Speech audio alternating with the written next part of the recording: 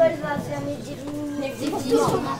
J'ai dit non, sauf si les pompiers nous l'imposent. Rassuré tout en réaffirmant sa décision de fermer l'école, l'exercice est délicat pour le maire et l'émotion vive pour les familles. Tout le monde est sous le choc, l'équipe enseignante est sous le choc, nous, délégués parents d'élèves et les parents d'élèves sont sous le choc.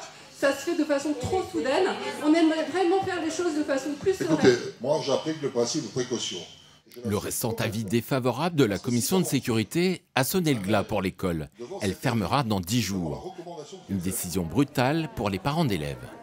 On est là pour se mettre autour d'une table pour voir si on ne peut pas justement différer ce déménagement qui a lieu dans l'urgence et qui déstabilise tout le monde. Ce n'est pas les meilleures conditions pour nos enfants, ça nous fait vraiment peur en fait.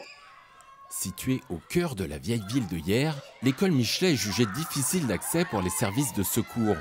La commission de sécurité pointe aussi la présence d'un parking souterrain en dessous datant des années 70, potentielle source d'incendie. Rien de nouveau donc, élèves et parents ont bien du mal à comprendre. Je suis perdue par cette nouvelle organisation de vie, pour mes enfants aussi qui sont très perturbés, ma petite qui dort super mal depuis ces dernières nouvelles. C'est totalement injuste. Incompréhensible en effet. Les deux précédentes commissions de sécurité, pilotées là aussi par les pompiers, avaient donné en 2013 et 2018 un avis favorable.